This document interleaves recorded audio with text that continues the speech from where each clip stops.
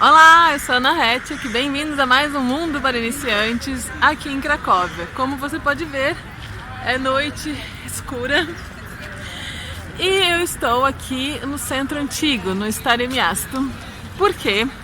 Todo mundo fala que o centro antigo à noite é outra coisa. Eu já fiz um vídeo sobre isso aqui no inverno, tava frio, gelado, tudo tava congelado.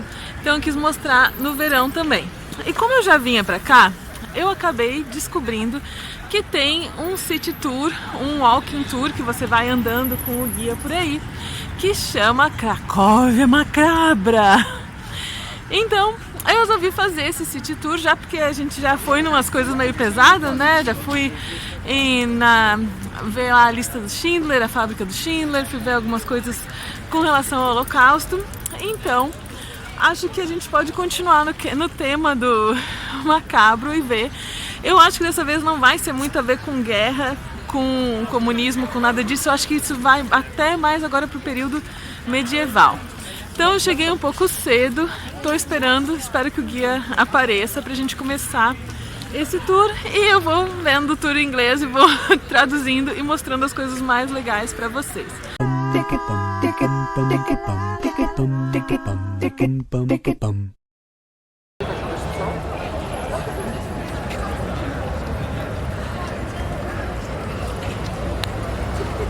Então esse daqui é o portal de São Florian e esse daqui é o Barbican.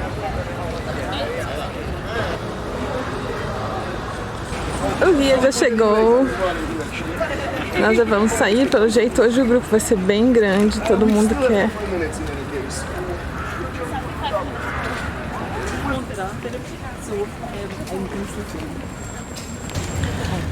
Bom, a primeira história que a gente viu agora foi sobre um serial killer que morava aqui em Cracóvia e durante a Segunda Guerra e depois durante o comunismo ele contrabandeava cigarro, contrabandeava bebidas e era rico por causa disso.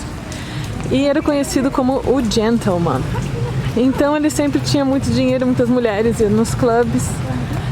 E um dia uma pessoa, olha só que bonito pra onde a gente tá passando.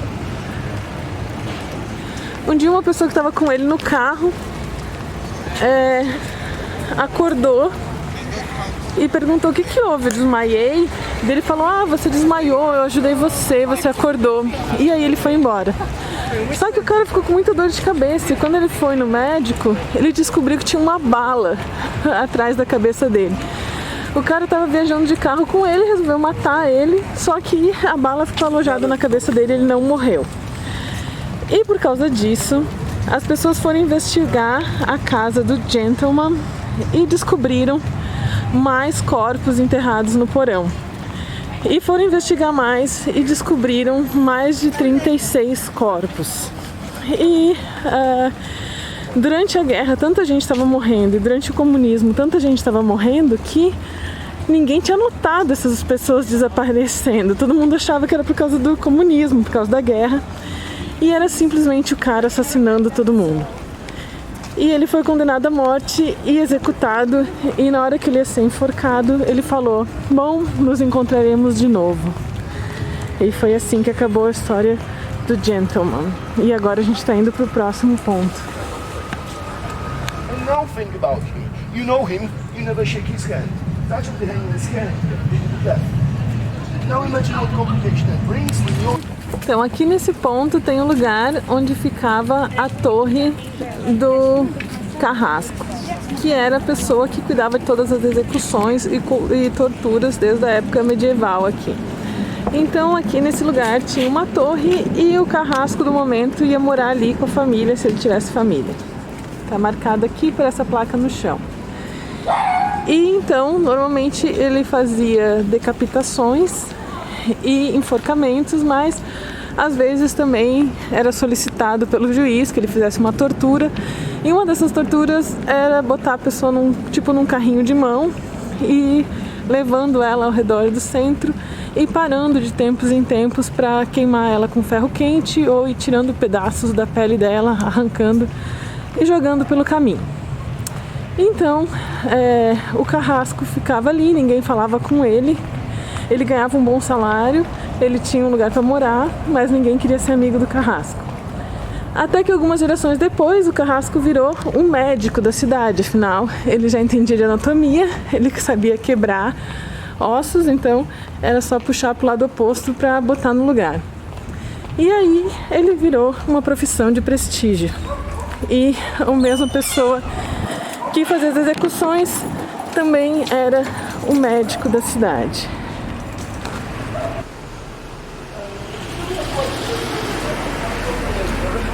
There was a graveyard very, very long time ago. And I have a question, which is usually very strange for my tourists. Have you ever slept on the grave? It's very, the streets where somebody's leaving this world. Bom, a gente acabou de aprender que aqui praticamente todo o território aqui do centro antigo de Cracóvia era tomado por igrejas e cemitérios. Então, todo esse lugar por onde a gente está andando, tudo que você anda aqui, você está andando em cima de gente morta, enterrada. E aqui tem um monastério onde tinha vários padres que foram enterrados e eles acabaram sendo mumificados naturalmente pela falta de umidade e as condições. E além disso, os monastérios tinham esse sino aqui em cima que qualquer pessoa podia tocar, tinha 4 desses pela cidade e indicava que alguém estava morrendo. Então você tocava para todo mundo que escutasse rezar e ajudar a pessoa a partir. Agora os sinos ainda existem pela cidade, tem que correr porque o pessoal anda muito rápido. Os sinos ainda existem pela cidade, mas foram retiradas as cordas porque essa agora é uma região de pubs e o pessoal voltava dos pubs e queria ficar tocando a corda e aí perdeu o sentido, então não tem mais corda para tocar. Mas era uma maneira de fazer você refletir sobre a morte e ajudar as pessoas a partirem com oração.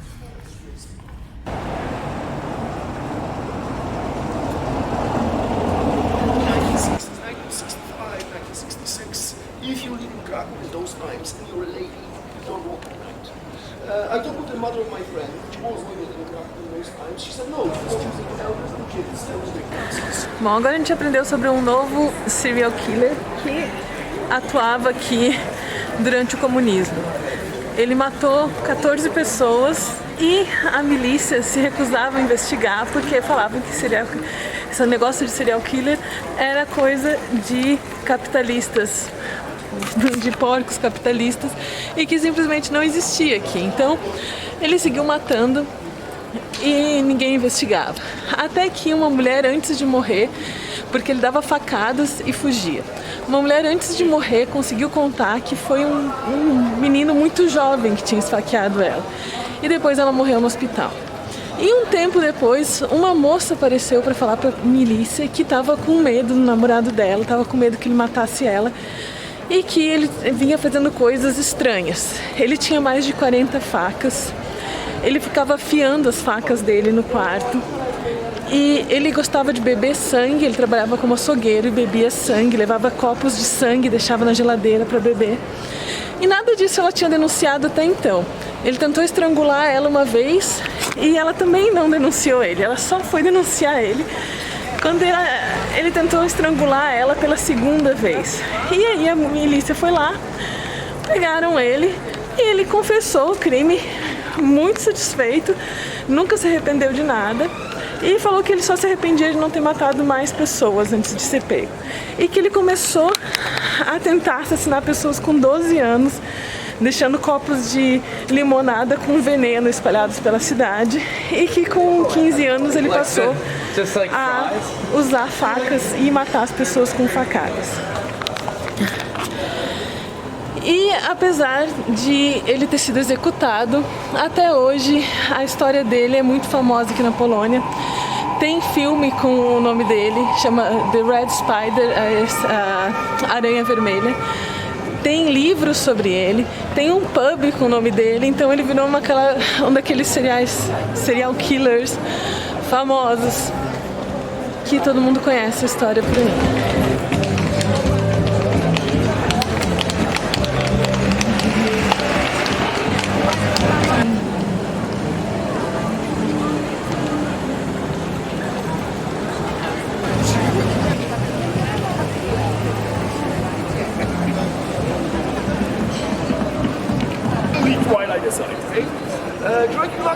Romania, the most famous vampire perhaps that infiltrated the world. Bom, aqui atrás, na entrada da feirinha de artesanatos, tem uma faca pendurada, que eu nunca tinha notado, mas é uma faca mesmo. E era um aviso que se você for pego roubando aqui dentro, eles vão cortar a sua orelha. E se você for pego roubando de novo, eles vão cortar a sua outra orelha e você vai ficar surdo. Olha que gentil.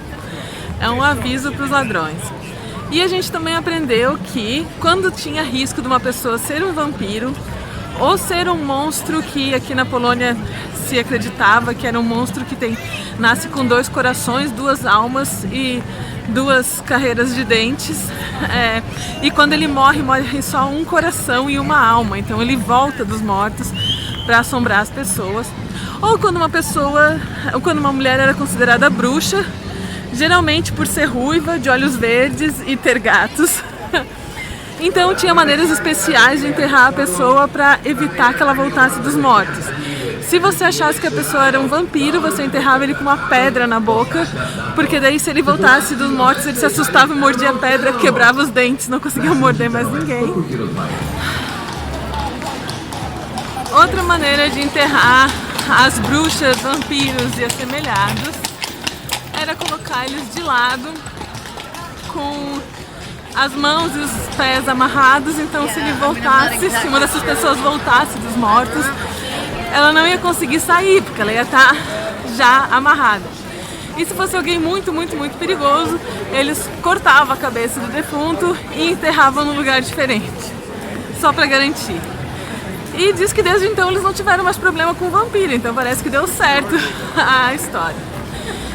E aqui tem um museu subterrâneo, que dessa vez não deu tempo de eu visitar, mas quem sabe da próxima, onde tem um desses corpos que está no museu, que você pode ver como a coitada da pessoa foi enterrada, toda amarrada de lado, com a pedra na boca, porque aparentemente era uma pessoa muito ruim, viva, e se acreditava que então ele era um vampiro, e todo mundo estava com medo que o homem voltasse dos mortos para continuar assombrando as pessoas e fazendo maldades por aí. E tá lá até hoje, então, né, realmente, como vocês podem ver, tá dando certo a técnica deles.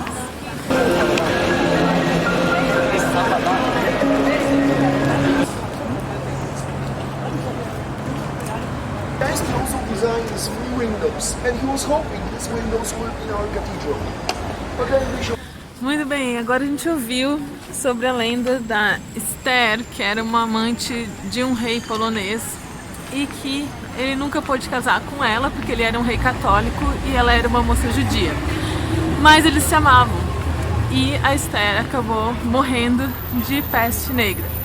Então ele, o rei, em desespero, chamou todo mundo que tinha conhecimento proibido, chamou astrólogos, chamou mágicos, chamou feiticeiros e chamou todo mundo lá e falou: não me interessa, eu quero que vocês tragam ela de volta, podem fazer o que vocês tiverem que fazer. E todo mundo falou que era impossível trazer uma pessoa de volta dos mortos. Só que um feiticeiro falou: se você quiser mesmo, eu posso trazer ela, mas eu não vou trazer a carne dela. Só que eu posso trazer a alma dela e deixar a alma dela presa aqui na terra a você para sempre. E ele falou: eu aceito o que você puder fazer. Então ele, com uma faquinha de prata, removeu os olhos dela e o coração dela e escondeu lá em Kazimierz, no bairro judeu. E ela ficou para sempre com o rei. A alma dela ficou para sempre com ele. Só que eventualmente ele morreu e ela continua até hoje, centenas de anos depois, ela continua no mesmo bairro. E se você for lá à noite, cuidado, porque ela é sempre vista por lá, assombrando o bairro. E você não pode olhar diretamente nos olhos dela, porque, né, ela não tem olhos. Então dizem que ela está até hoje lá, procurando, tentando encontrar o coração e os olhos dela para poder voltar para o mundo dos mortos finalmente. E dizem que a única coisa que pode trazer paz e consolo para ela é uma oração judaica que fala: não confie nos seus olhos, não confie no seu coração, que eles vão trair você. E isso consegue acalmar ela e fazer ela voltar para cova dela aquela noite. She's young, beautiful and sad, and they say she never hurts anyone. First time somebody noticed her here would be how in the 19th century. Aqui nesse prédio tem um diário de um padre dizendo que foi trazido aqui numa carruagem para dar extrema-unção. E quando ele chegou aqui, na verdade era para dar extrema-unção para uma pessoa que seria executada. E era uma jovem. E tinha um homem rico e poderoso que no diário do padre ele fala que é o avô dela. E ele falou da extrema-unção para ela porque ela vai ser executada. E o padre deu a extrema-unção e depois disso chamaram o carrasco, que também estava ali, e fizeram ele executar ela. E depois disso deram vinho para o homem que dirigia a carruagem, o carrasco e o padre. Só que o padre não bebeu. Os que beberam morreram. Aqui é o prédio onde então o padre veio dar a extrema-unção para a moça e ele fala que ele só não morreu porque ele tremia tanto depois que o vinho dele derramou e ele não bebeu o suficiente para ser envenenado, mas que todas as outras pessoas envolvidas acabaram morrendo mais tarde.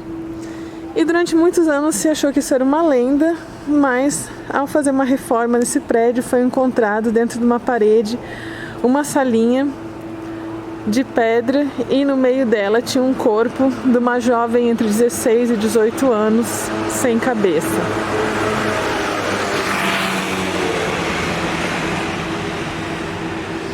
E dizem que ela ainda mora aqui e que às vezes você consegue ver ela à noite nas janelas aqui. E até hoje ninguém sabe qual foi o crime que ela cometeu para merecer ser executada. Any volunteers? Yeah, I can show it on myself. I cannot show. I have to show it on myself. Então, esse beco aqui é onde as pessoas eram executadas, muita gente foi decapitada e enforcada aqui. Outra curiosidade daqui é que os enforcamentos eram sempre feitos por 2 carrascos. Então, eles suspendiam a pessoa com umas tiras de couro pelo sovaco e aí o cidadão ficava lá pendurado, tinha um julgamento e quando chegava a hora eles soltavam ele, só que tinha que ter um carrasco para soltar e um carrasco que pegava a cabeça dele e torcia enquanto ele caía para o pescoço dele quebrar mais rápido e ser uma execução mais eficiente. Outra curiosidade é que a espada do carrasco ela era muito maior e muito mais pesada do que uma espada normal porque ela não era feita para lutar, mas ela era feita para ser o mais forte possível e resolver a execução de uma vez só. Então ela era bem pesada e ela tinha ponta reta, ela acabava tipo uma katana porque não precisava também de ponta.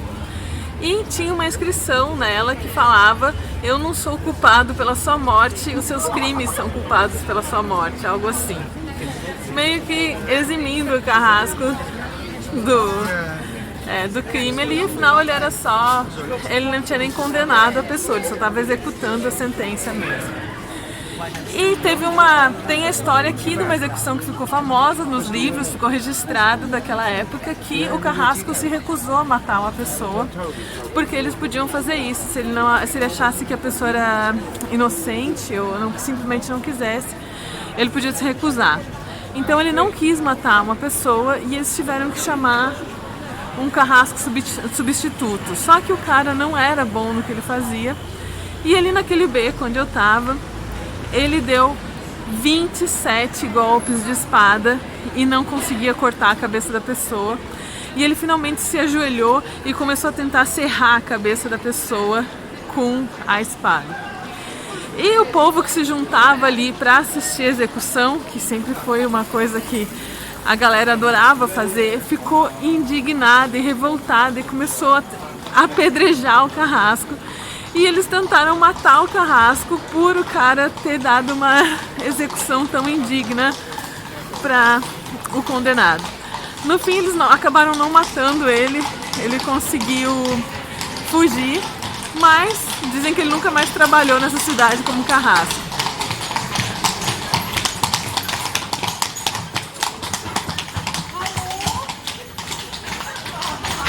E desde o século XVIII não tem mais execuções com espada aqui. E até os anos 80 teve execução por enforcamento aqui, por causa do sistema político aqui da Polônia, mas hoje em dia, claro que já não tem mais nada disso. E as espadas dos carrascos daquela época, algumas têm furinhos na ponta, para quando ele balançar a espada para dar o golpe, ela fazer um barulho, tipo um apito, um vuh! E isso, o condenado, na hora que ele ouve esse apito e ele sabe que a espada está chegando, ele instintivamente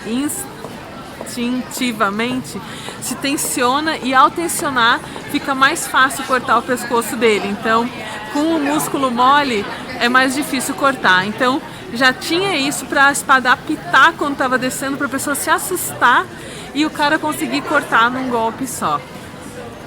Tenso, né? Então esse foi o walking tour de coisas horríveis, bem interessante.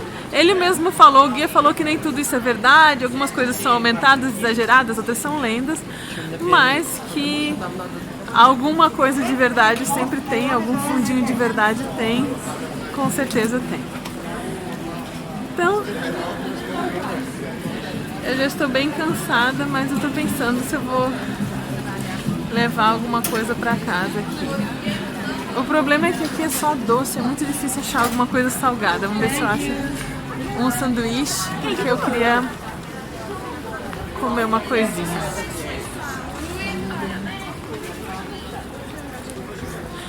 Cracóvia está lotada, apesar de a gente ter andado pelas ruas mais vazias e assombradas da cidade.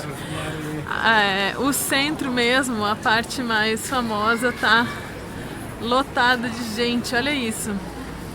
Agora é quase 10 da noite e tá todo mundo. E aqui tem um Mac, ó, de repente eu vou no Mac fazer um lanche. Vamos ver se eu acho alguma coisa um pouco mais interessante do que Mac, vamos? Então, na frente do Mac, eu acabei encontrando essa pizzaria aqui, bem gostosinha, para tomar uma coquinha, olhar o movimento e encerrar a noite aqui, né? Bom, então é isso, muito obrigada por assistir mais esse vídeo. Espero que vocês tenham gostado dessas histórias de terror, eu me diverti muito. E agora eu vou fazer o meu jantarzinho e vou pra casa encontrar minha amiga que ela tava trabalhando até agora, coitada. E até mais! Assista mais vídeos de Cracóvia, vou colocar aqui a playlist para você assistir todos os vídeos que eu fiz aqui. Muitos vídeos para você conhecer melhor essa cidade maravilhosa. E assine o canal clicando aqui na bolinha e nos vemos nos próximos vídeos. Tchau!